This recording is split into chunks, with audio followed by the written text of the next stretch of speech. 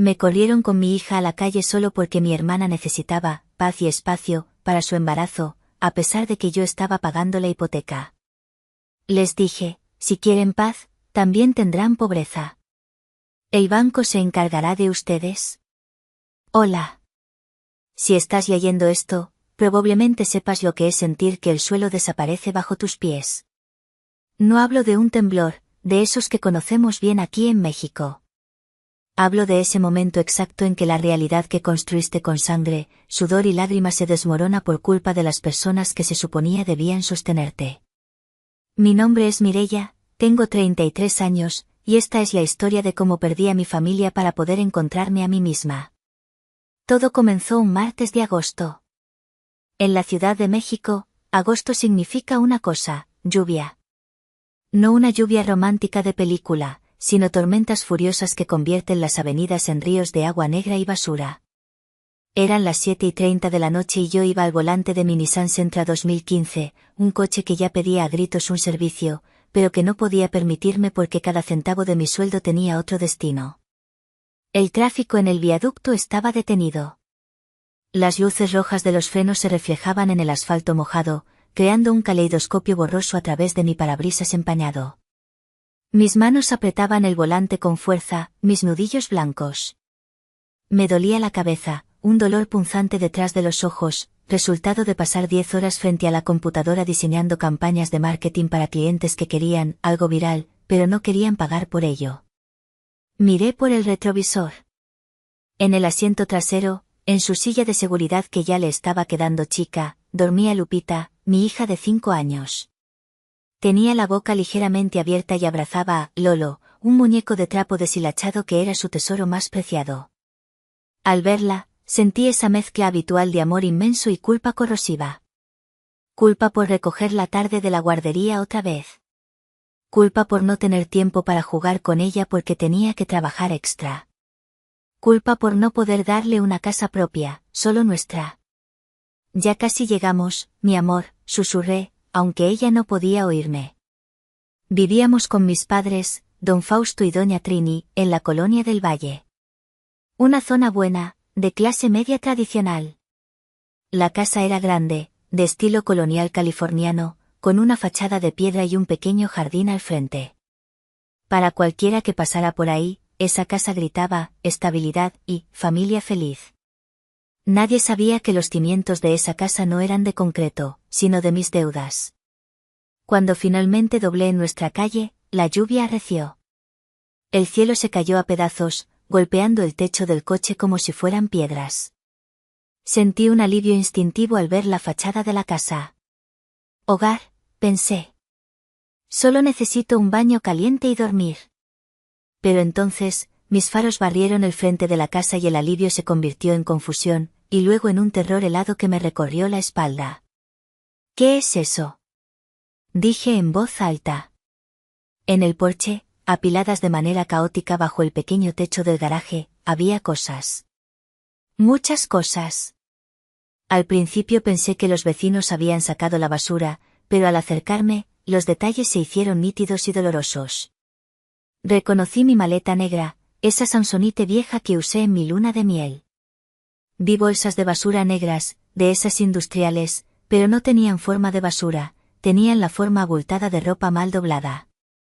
Vi cajas de cartón de huevo, de esas que te dan en el mercado, cerradas con cinta canela. Y en la cima de esa montaña de desprecio, mojándose con la lluvia que el viento empujaba hacia el porche, estaba el triciclo rosa de Lupita. Frené de golpe frente a la entrada del garaje. El coche se sacudió y el motor se apagó. Lupita se removió en su asiento pero no despertó. No puede ser, me dije a mí misma, negando con la cabeza. Una risa nerviosa escapó de mi garganta. Seguro están fumigando.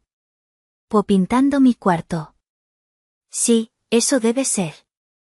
Mamá dijo que quería pintar.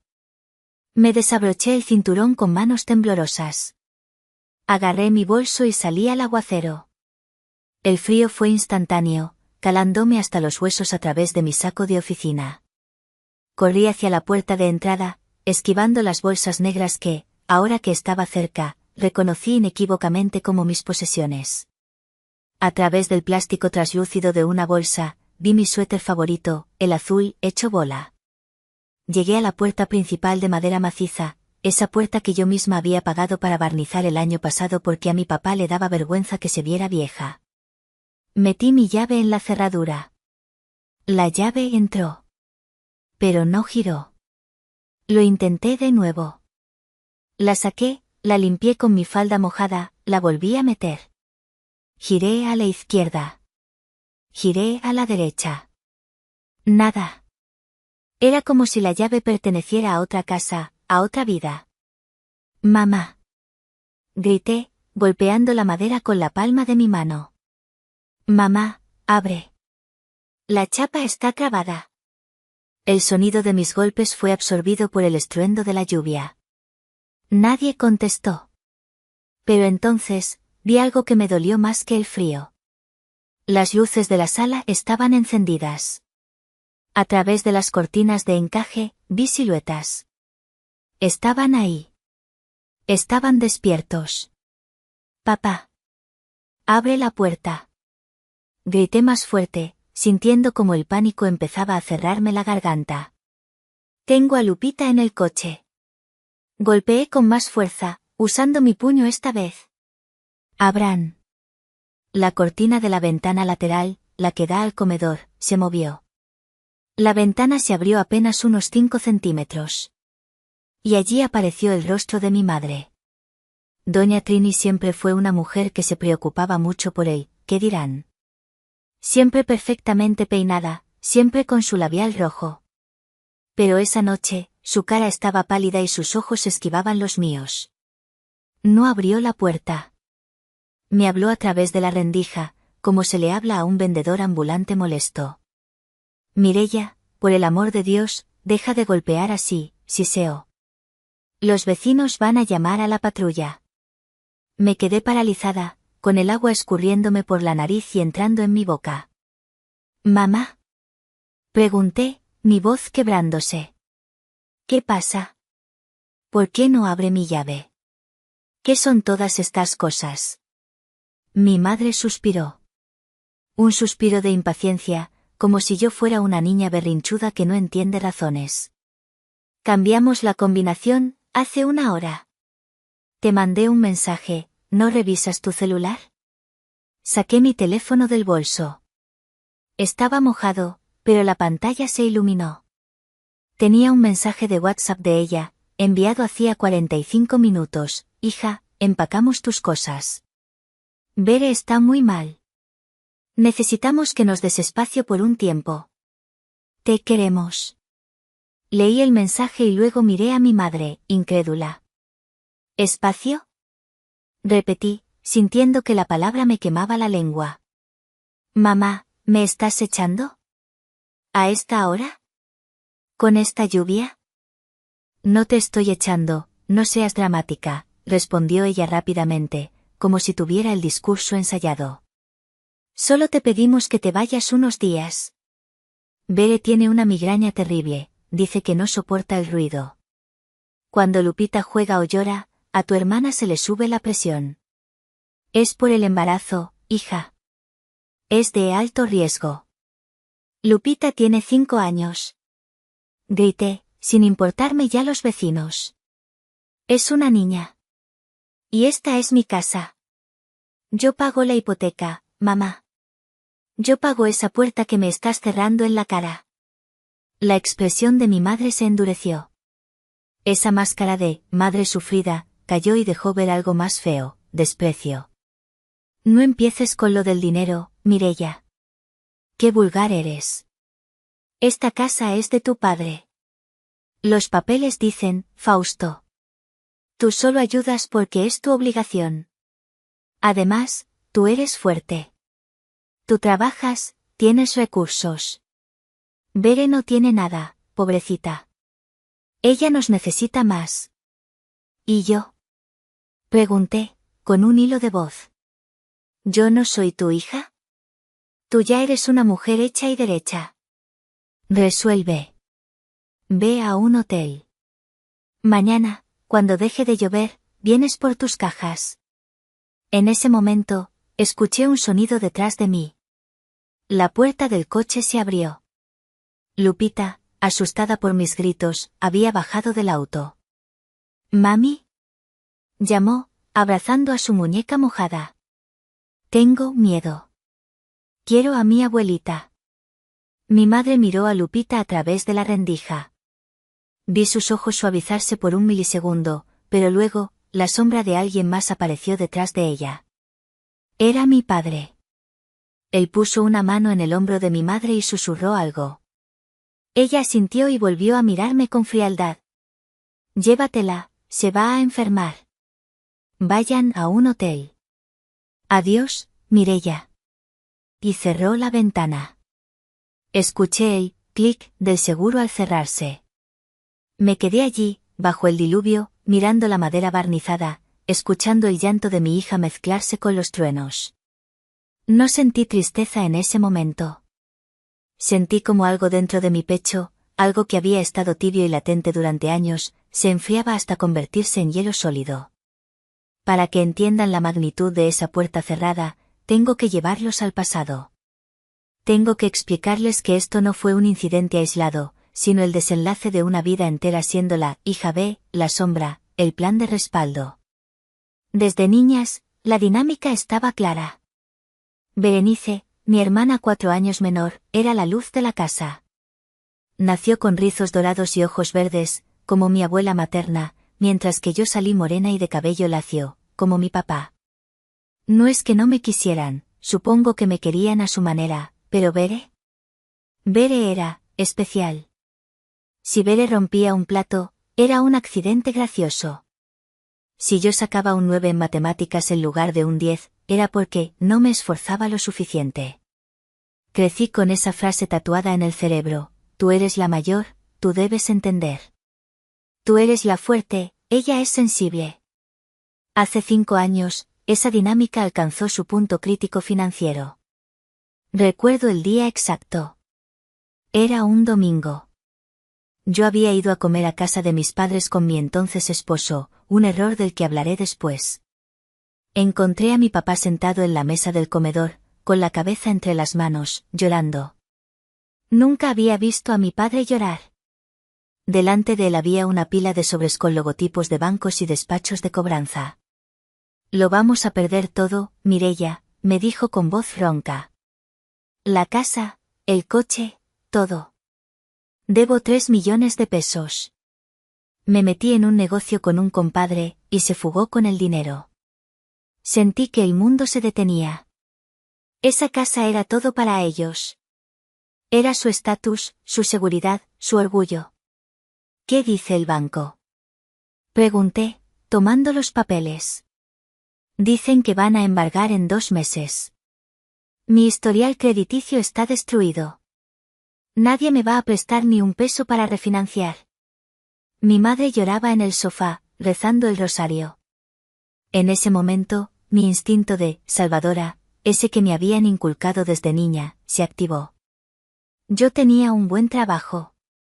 Mi esposo y yo ganábamos bien. Teníamos ahorros. Pero sobre todo, yo tenía un historial crediticio impecable. «Yo lo arreglo», dije. Esas 3 palabras malditas. Fui al banco con mi padre. El ejecutivo nos miró con escepticismo, pero cuando vio mis recibos de nómina y mi puntaje en el buró de crédito, su actitud cambió. «Señorita Mireia», me explicó el banquero, un hombre calvo con gafas gruesas, «podemos aprobar un crédito hipotecario nuevo a su nombre para liquidar las deudas de su padre. Pero entienda esto bien, usted será la titular del crédito. La deuda será 100% suya ante la ley. Si se deja de pagar, a quien vamos a perseguir es a usted». «Entiendo», dije. Sin embargo, continuó él, bajando la voz, «como se trata de una reestructuración familiar, la escritura de la propiedad se mantendrá a nombre de su padre, a menos que hagan un trámite de donación o compra-venta ahora mismo, lo cual cuesta impuestos y honorarios notariales, unos 150,000 pesos extra». Miré a mi padre. Él me miró con ojos de perro apaleado. No teníamos esos 150,000 pesos extra en efectivo en ese momento.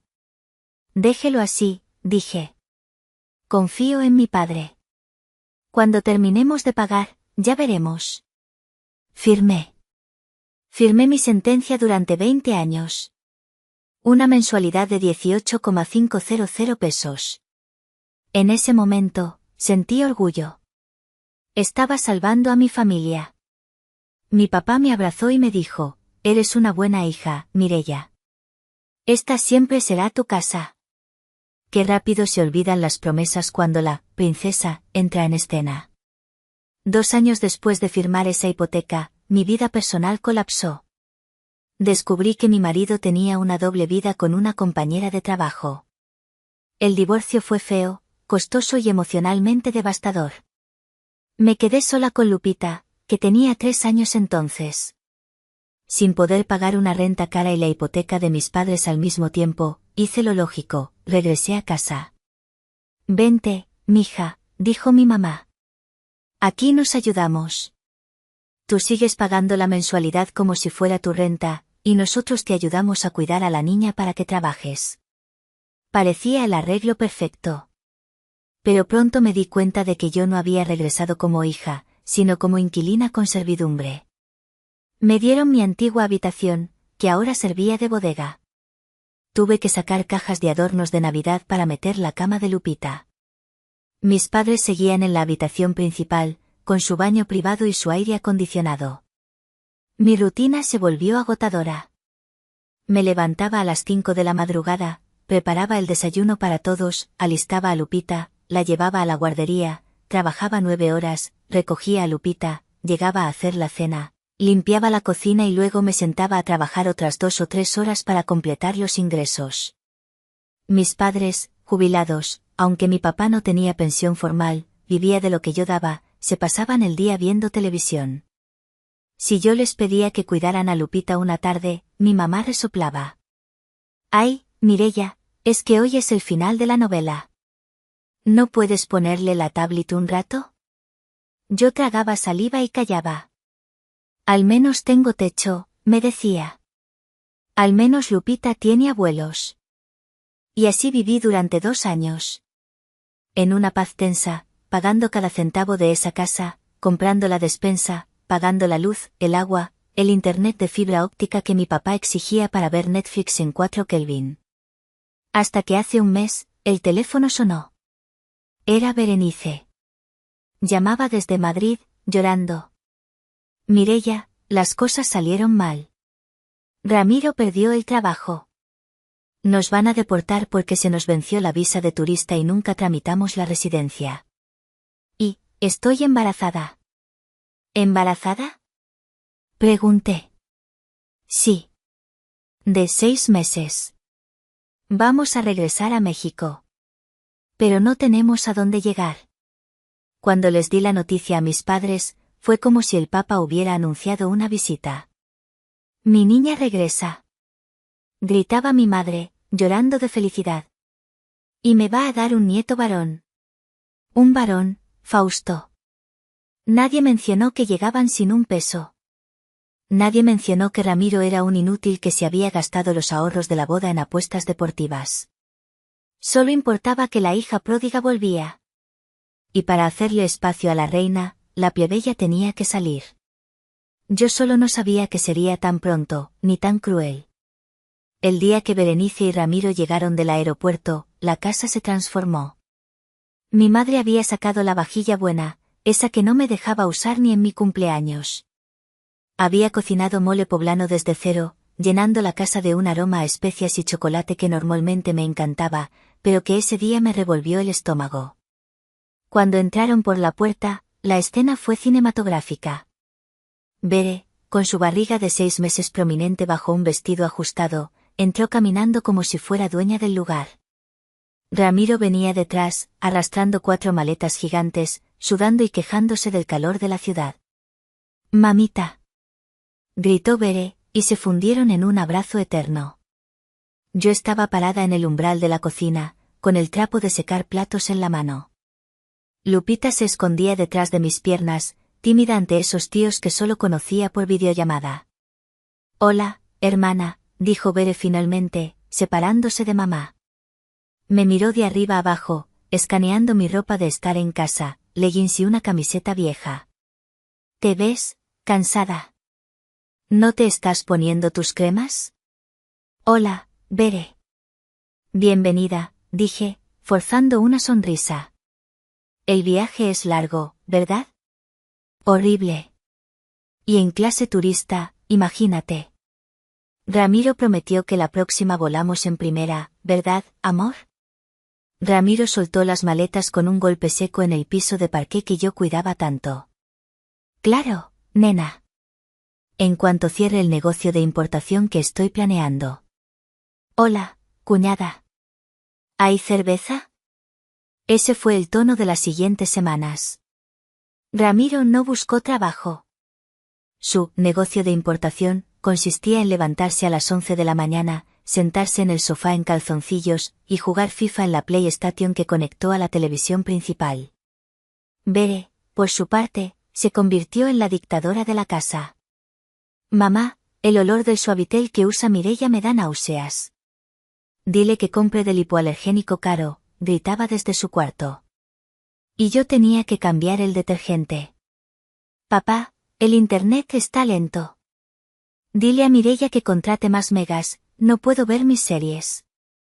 Y yo tenía que pagar el upgrade del paquete. Pero lo peor no era el dinero. Lo peor era el desprecio hacia mi hija. Lupita es una niña activa, feliz. Le gusta cantar canciones de Disney y correr por el pasillo. Pero desde que llegó Bere, la casa se convirtió en un monasterio silencioso. «Calla a esa niña», gritaba Bere cada vez que Lupita reía. «Tengo migraña. El bebé necesita paz». Mis padres, en lugar de mediar, se volvieron sus cómplices absolutos. «Mireia, saca a la niña al parque», me decía mi padre. «Tu hermana está delicada». «Papá, está lloviendo», respondía yo. «Pues llévala a un centro comercial». «Pero que no haga ruido aquí». El incidente que rompió algo dentro de mí ocurrió 3 días antes del desalojo. Estábamos cenando. Yo había cocinado tinga de pollo porque era barato y rendidor. Ramiro estaba picando la comida con el tenedor con cara de asco. ¿Otra vez pollo?, se quejó. En España comíamos jamón serrano y tapas. Esto es comida de pobres. Es lo que hay, Ramiro, dije, tratando de mantener la calma. Si quieres jamón serrano, puedes ir al súper y comprarlo. Se hizo un silencio tenso. Mi madre me miró con ojos de advertencia. Mireia, no seas grosera con las visitas, dijo ella. En ese momento, Lupita, que estaba sentada en su silla alta, dejó caer sin querer su vaso de agua de Jamaica. El líquido rojo se derramó sobre la mesa y salpicó un poco la camiseta blanca de Ramiro. Fue como si hubiera estallado una bomba. Ramiro se levantó de un salto, tirando la silla. «¡Maldita sea!», gritó. «Mira lo que hizo tu hija. Es una inútil, igual que la madre». Y entonces, hizo algo imperdonable. Empujó la silla de Lupita con fuerza. Mi hija se asustó tanto que rompió a llorar a gritos. «No toques a mi hija», grité, poniéndome de pie y agarrando un cuchillo de mesa sin pensarlo. Mi instinto de madre leona salió a flote. «Basta», rugió mi padre, golpeando la mesa. Pensé que iba a regañar a Ramiro. Pensé que iba a defender a su nieta de 5 años. Pero no. Se giró hacia mí, con el rostro rojo de ira. «Mireia, controla a tu hija. Ramiro es un invitado. Limpia ese desastre y llévate a la niña al cuarto. Ya nos arruinaron la cena». Miré a mi madre. Ella estaba limpiando la camiseta de Ramiro con una servilleta, murmurando disculpas. Bere estaba comiendo su tostada, mirando su celular, como si nada pasara. Esa noche, mientras abrazaba a Lupita en nuestra cama estrecha, escuché a mis padres hablando en la cocina con Bere. Es que ya no cabemos, mamá, decía la voz chillona de Bere. Y la verdad, el ambiente es muy tóxico con Mireia aquí. Ella siempre tiene esa cara de amargada. Y la niña es un desastre. Cuando nazca mi bebé, no quiero que se despierte con los gritos de Lupita. Lo sé, hija, lo sé, respondía mi madre en voz baja. Estamos viendo qué hacer. Ten paciencia. No sabía que, ver qué hacer, significaba planear mi expulsión como si fuera una operación militar. No sabía que estaban esperando a que llegara la temporada de lluvias para ser más crueles. No sabía que mi propia sangre estaba conspirando para dejarme en la calle. Volvamos a la tormenta. Después de que la ventana se cerró, me quedé unos segundos más bajo la lluvia, procesando el rechazo. El frío ya no era solo físico, era existencial. Pero el llanto de Lupita me trajo de vuelta a la realidad. Tenía que ser madre. Tenía que resolver. Corrí de vuelta al coche, me metí y cerré la puerta. Estaba empapada. El agua goteaba de mi cabello sobre el volante. Mami, ¿por qué lloras? Preguntó Lupita desde atrás. Me limpié la cara con la manga mojada y me giré para mirarla. Le sonreí, aunque sentía que la cara se me quebraba. No lloro, mi amor. Es la lluvia. Escúchame, vamos a jugar a algo. Vamos a ir a un hotel. ¿Te acuerdas de los hoteles? Tienen camas grandes y tele con muchos canales. ¿Y mis juguetes? Preguntó ella, mirando hacia el porche donde su triciclo seguía mojándose. Mañana venimos por ellos. Ahora vamos a la aventura. Arranqué el coche. Mis manos temblaban tanto que me costó meter primera. Manejé por las calles inundadas, buscando el letrero neón de algún hotel decente. No podía permitirme uno de lujo, pero tampoco iba a meter a mi hija en un motel de paso. Encontré un City Express a unas 20 cuadras. Al entrar al lobby, el recepcionista me miró con lástima. Yo debía parecer una loca, mojada, con el maquillaje corrido, cargando a una niña dormida y sin maletas. Una habitación, por favor, dije, sacando mi tarjeta de crédito. La misma tarjeta que usaba para pagar la despensa de mis padres. Cuando entramos al cuarto, lo primero que hice fue meter a Lupita a la ducha caliente. Ella estaba tiritando. Sus labios tenían un tono azulado que me asustó.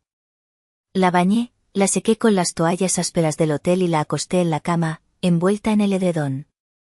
Tengo frío, mami, murmuró ella. Me acosté a su lado, abrazándola para darle calor corporal. Pero una hora después, el calor de Lupita cambió. Ya no buscaba calor, ella irradiaba calor. Un calor seco, peligroso. Le toqué la frente. Estaba ardiendo. No, no, no. Susurré. Busqué en mi bolsa el termómetro que siempre cargaba, hábito de madre, pero no estaba. Se había quedado en la pañalera, dentro de la casa. Lupita empezó a respirar agitadamente. Un silbido salía de su pecho. Ella sufre de bronquitis asmática cuando hay cambios bruscos de temperatura. Me duele el pecho, mami, gimió. Salí corriendo al pasillo del hotel a buscar hielo. Le puse compresas. Pero la fiebre seguía subiendo. Estaba delirando. Hablaba de su muñeca, hablaba de su abuela Trini. A las 2 de la mañana, Lupita empezó a convulsionar levemente por la fiebre. El pánico me invadió. La cargué en brazos, envolviéndola en la cobija del hotel, y bajé corriendo al coche. Manejé como una loca hacia el Hospital General. No fui a un privado porque, en mi afán de ahorrar para pagar la hipoteca de mis padres, había cancelado mi seguro de gastos médicos mayores el mes anterior. Soy joven y sana, había pensado. Y Lupita casi no se enferma. Estúpida. Estúpida Mireia. La sala de urgencias del hospital público era el purgatorio. Olor a alcohol, vómito y desesperación. Luces fluorescentes que parpadeaban. Gente durmiendo en el suelo. Mi hija no puede respirar. Le grité a la enfermera de triaje. Tome asiento, señora. Hay mucha gente antes que usted. Es un código amarillo, no rojo. Tuvimos que esperar. Cada minuto era una agonía. Lupita lloraba bajito, exhausta. Yo la mecía, cantándole al oído, mientras las lágrimas me corrían por la cara. A las 3:30 de la mañana, la desesperación me venció. Necesitaba el nebulizador de Lupita. Sabía que en la casa estaba su aparato, con el medicamento específico, salbutamol, que ella usaba. Las farmacias cercanas estaban cerradas o no tenían el equipo. Saqué mi celular. Marqué el número de casa. Sonó una vez. 2 veces. 3 veces. ¿Bueno? Contestó mi madre, con voz pastosa y molesta. Mamá, soy yo. Estoy en el hospital. Mireya, ¿estás loca? Son las 3 de la mañana. ¿Qué quieres? Lupita está mal, mamá. Tiene fiebre de 40 y no puede respirar. Se le cerraron los bronquios por el frío. Necesito su nebulizador. Está en mi cuarto, en el cajón de arriba de la cómoda. Por favor, mamá, ¿puedes traérmelo? O si no puedes venir, sácamelo a la puerta y yo paso por él volando. Hubo un silencio. Un silencio pesado, cruel. Esperé escuchar el ruido de las sábanas moviéndose. Esperé escuchar, voy para allá, hija. Pero escuché un suspiro. Ay, Mireya, siempre exagerando. Seguro es una gripa. No puedo bajar ahorita. Tu papá tomó pastillas para dormir y no quiero despertarlo. Y si bajo y abro la puerta, los perros van a ladrar y van a despertar a Bere. Ella tuvo una noche muy mala, apenas se durmió. Sentí que el mundo se detenía. ¿Qué? Susurré. Mamá, tu nieta se está ahogando. No seas dramática. Compra uno en la farmacia. No voy a despertar a tu hermana por un capricho tuyo. Resuelve tú, que para eso eres la madre. Buenas noches. Y colgó. Me quedé con el teléfono pegado a la oreja, escuchando el tono muerto. Miré el aparato como si fuera un objeto alienígena. ¿Esa era la mujer que me dio la vida? ¿Esa era la abuela que decía adorar a Lupita? En ese momento, algo cambió. La tristeza desapareció. El miedo desapareció. Fue reemplazado por una claridad absoluta, fría y cortante como un diamante.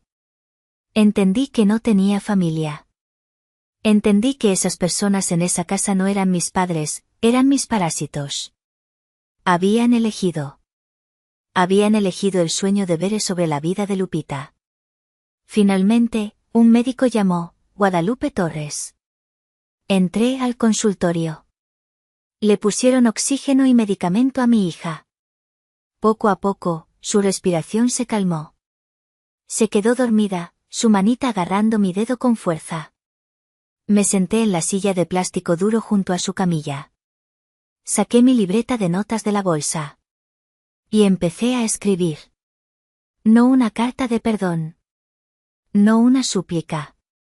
Empecé a escribir números. 18,500 pesos de hipoteca.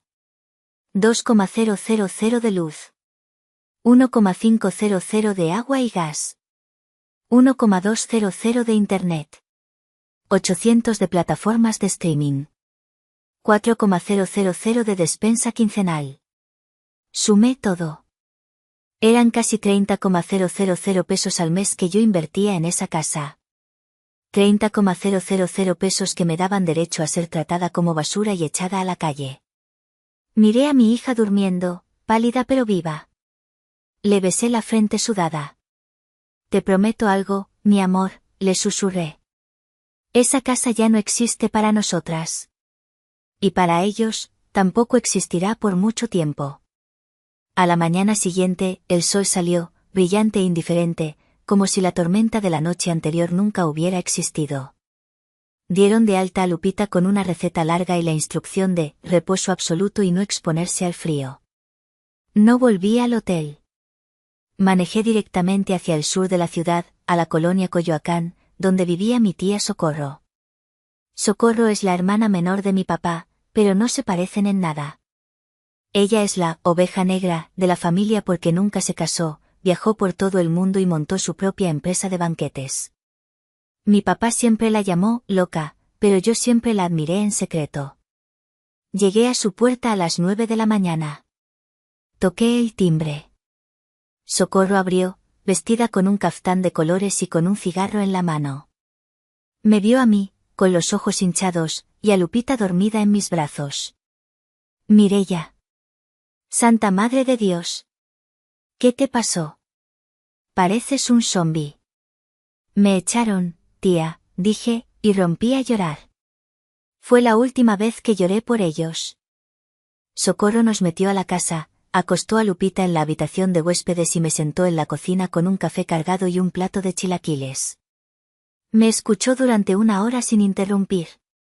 Escuchó sobre el desalojo, el hospital, la llamada. Cuando terminé, Socorro apagó su cigarro en el cenicero con fuerza, casi rompiéndolo. Malditos, dijo con voz grave. Tu padre es un cobarde y tu madre es una, bueno, no lo diré frente a la niña. Pero esto se acabó, Mireia. No sé qué hacer, tía. Mis cosas siguen allá. ¿Y la hipoteca? ¿Qué pasa con la hipoteca? Está a mi nombre. Si dejo de pagar, me arruino yo también. El buró de crédito. Socorro se levantó y caminó por la cocina, gesticulando. Al diablo el buró de crédito. Gritó. Mireia, despierta. Tienes 33 años.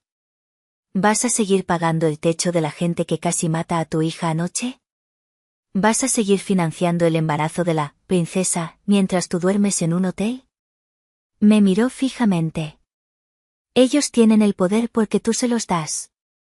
Tú eres el dinero. Sin ti, esa casa es solo ladrillos y deudas. ¿Quieres venganza? No, no venganza. ¿Quieres justicia? Sí, dije. Y lo sentí en cada célula de mi cuerpo. Entonces, córtales el suministro. Ahora mismo. Saqué mi laptop. Me conecté al wifi de mi tía. Mis manos ya no temblaban. Entré a la banca en línea. Primero, la luz. CFE permite cancelar el servicio o domiciliar pagos. Cancelé la domiciliación y reporté un error en el servicio para generar una revisión que cortaría la luz temporalmente. Luego, el Internet. Telmex. Cancelar servicio. Motivo, cambio de domicilio. Luego, Netflix, Spotify, Amazon Prime. Cambiar contraseña y cerrar sesión en todos los dispositivos. Me imaginé a Ramiro frente a la tele viendo cómo su serie se detenía de golpe. Una pequeña sonrisa cruzó mi rostro. Y finalmente, el pez gordo. El banco. Llamé al número de atención a clientes. Puse el altavoz para que Socorro escuchara. Bienvenido a Santander. ¿En qué podemos ayudarle? Quiero cancelar la domiciliación de mi crédito hipotecario número besos. Y quiero reportar que ya no vivo en el domicilio registrado. Quiero revocar cualquier autorización para que terceros, mis padres, reciban información sobre mi cuenta. Señorita, le recuerdo que si deja de pagar, se generarán intereses moratorios y gastos de cobranza. Al tercer mes de impago, el banco iniciará el proceso de recuperación de la garantía. Es decir, el embargo. Lo entiendo perfectamente, dije, con voz firme. Proceda. Y por favor, cambie mi dirección de notificación a la calle X, la dirección de Socorro. No quiero que llegue ni un solo papel a la casa anterior. Quiero que sea una sorpresa. Está hecho. Colgué. Socorro y yo nos miramos. ¿Sabes lo que va a pasar, verdad? Me preguntó ella. Fausto no tiene un peso. Trini tiene sus ahorritos debajo del colchón, pero no les va a durar ni un mes con los gastos de Bere. Lo sé. Van a perder la casa. La casa donde creciste. Pensé en mi habitación convertida en bodega. Pensé en la puerta cerrada bajo la lluvia. Esa no es mi casa, tía. Esa es la casa de Berenice. Y ahora, ella tendrá que ver cómo la paga. Esa tarde, contraté un servicio de mudanza express. Fui con ellos a la casa, pero no entré. Me quedé en el coche con los seguros puestos. Los cargadores recogieron mis bolsas mojadas del porche y el triciclo de Lupita. Vi a mi madre asomarse por la ventana, pero cuando vio que yo no bajaba del coche, no salió. Seguro pensó que yo estaba haciendo un berrinche y me iba con alguna amiga. No tenía idea de que yo acababa de firmar su sentencia de desahucio. Los siguientes 3 meses fueron una clase magistral de autocontrol. Me quedé a vivir con tía Socorro.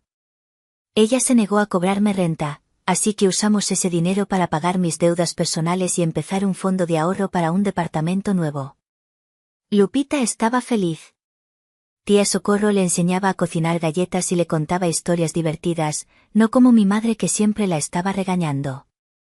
Por primera vez en años, sentí paz. Pero no desconecté del todo.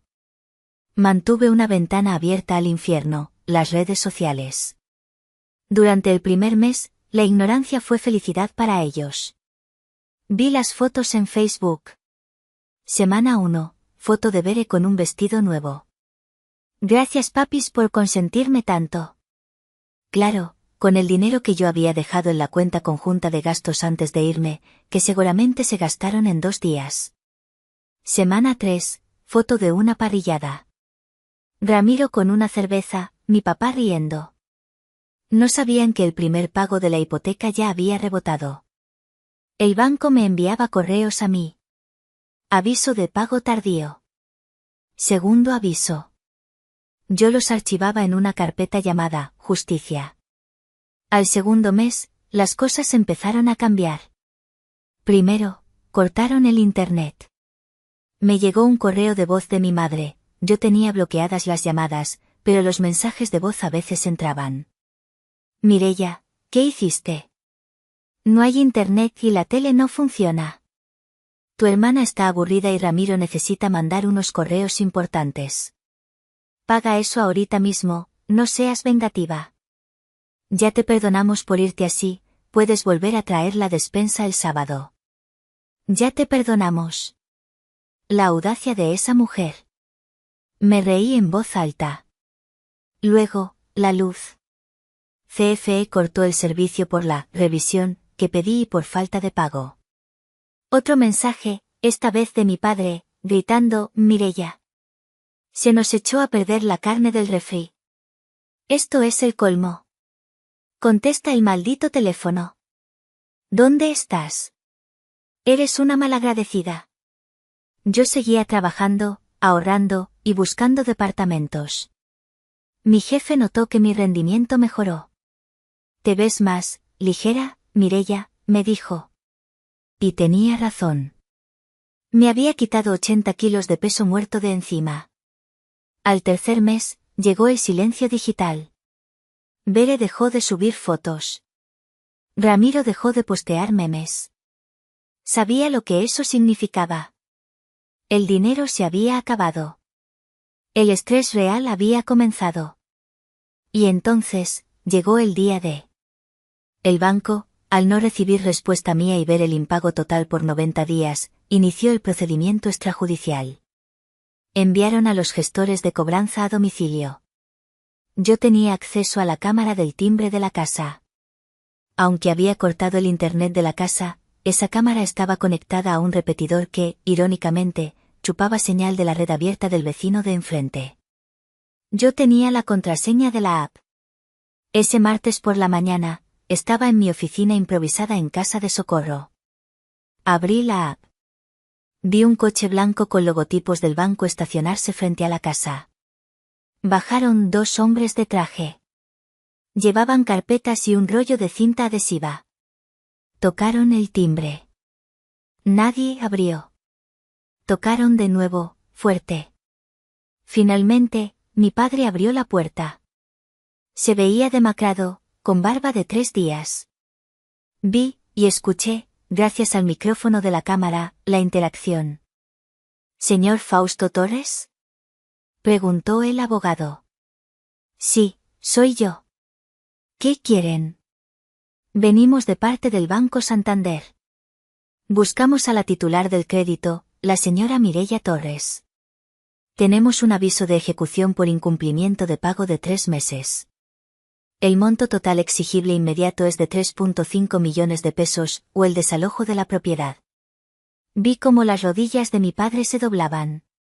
Se tuvo que agarrar del marco de la puerta. ¿3 meses? Balbuceó. Pero, mi hija paga. Ella siempre paga. No se ha recibido ningún pago desde agosto, señor. Y se han ignorado todos los avisos. Procederemos a colocar el sello de embargo preventivo. Mi padre intentó detenerlos, pero el abogado pegó una calcomanía roja gigante en la puerta, propiedad en proceso judicial. En ese momento, Bere salió de la casa, con su bata de dormir y el bebé en brazos. Ya había nacido hacía 2 semanas, me enteré por terceros. Papá. ¿Qué hacen estos tipos? Que se larguen. Mireia, susurró mi padre, mirando a la cámara como si supiera que yo estaba ahí. Mireia dejó de pagar. Cerré la aplicación. Mi corazón latía fuerte, pero no de miedo. Latía con la adrenalina de la victoria final. Era hora de dar la cara. No para arreglarlo, sino para cerrarlo. Esa misma tarde, fueron a buscarme. Como no sabían dónde vivía, fueron a mi antiguo lugar de trabajo. Pero yo ya no trabajaba ahí presencialmente. Sin embargo, una excompañera, que también era mi amiga y sabía todo, les dio, por error, la dirección de tía Socorro, siguiendo mi plan. A las 6 de la tarde, el interfono sonó. Señorita, aquí está su familia. Están muy alterados, dijo el guardia. Bajé al lobby. Tía Socorro quería bajar conmigo con un bate de béisbol, pero le dije que no. Esto tenía que hacerlo sola. Cuando el elevador se abrió, los vi. Parecían fantasmas de lo que alguna vez fueron. Mi madre lloraba histéricamente. Mi padre parecía haber envejecido 10 años en 3 meses. Bere sostenía a su bebé, envuelto en una manta sucia, ¿y Ramiro? Ramiro miraba el suelo, avergonzado. Tú. Gritó mi madre al verme. Maldita. Nos embargaron. Pusieron un sello rojo en la puerta. ¿Cómo pudiste hacernos esto? Me paré frente a ellos, tranquila, con las manos cruzadas. Yo no les hice nada, dije con voz calmada. Ustedes me echaron. Me dijeron que necesitaban espacio. Yo me fui. Y mi dinero se fue conmigo. Pero la casa. Gimió mi padre. Es mi casa. No, papá. Nunca fue tuya. Era del banco. Yo la estaba comprando para ti. Pero el día que me cerraron la puerta en la cara mientras mi hija ardía en fiebre, el trato se rompió. Bere dio un paso adelante, con los ojos inyectados en sangre. Tengo un bebé recién nacido. Chilló. Nos van a echar a la calle. Eres un monstruo. ¿Dónde vamos a vivir? No lo sé, Bere, le respondí, mirándola directamente. Quizás Ramiro pueda conseguir un trabajo. O quizás puedan irse a un hotel, como me mandaron a mí. Mireia, por favor. Mi madre se tiró a mis pies, agarrando mis piernas. Te lo suplico. Paga la deuda. Volvamos a ser una familia. Te juro que te trataremos mejor. Miré a esa mujer arrodillada. Sentí pena, sí. Pero era la pena que se siente por un animal herido que ya no tiene salvación. Es demasiado tarde, mamá. Esta mañana firmé la dación en pago. ¿Qué? Preguntaron todos al unísono. Entregué la casa al banco. A cambio de saldar la deuda y no ir a juicio, les entregué la propiedad voluntariamente. Ya no es mía. Y definitivamente no es de ustedes. Tienen 7 días para desalojar. El banco mandará cerrajeros el próximo martes. El silencio fue absoluto. Solo se escuchaba el llanto del bebé de Bere. «Nos has matado», susurró mi padre. «No, papá. Ustedes se suicidaron el día que eligieron a una hija sobre la otra. Ahora, por favor, váyanse. O llamaré a la policía por acoso». Me di la vuelta y caminé hacia el elevador. No miré atrás. Escuché los gritos de mi madre, los insultos de Bere, pero sonaban lejanos, como si vinieran de debajo del agua. La semana siguiente, el desalojo se consumó. Sin dinero, sin crédito y sin casa, la familia perfecta se disolvió. Ramiro huyó al norte 2 días después, abandonando a Bere y al bebé. No aguantó la pobreza. Mis padres y Bere tuvieron que mudarse a un cuarto de azotea en una zona marginada de Iztapalapa. Mi madre ahora lava ropa ajena. Mi padre, derrotado, vende chicles en el metro. Bere trabaja de cajera en un Oxxo, con el bebé en una caja de cartón bajo el mostrador. ¿Y yo? Yo compré mi propio departamento hace un mes. Es pequeño, pero es mío. Tiene una habitación pintada de lila para Lupita. A veces me duele. A veces extraño la idea de tener padres. Pero luego miro a mi hija, sana, feliz, jugando sin miedo a que nadie la calle, y sé que hice lo correcto. Aprendí que la lealtad no es un cheque en blanco. Aprendí que poner límites no es ser mala, es ser sana.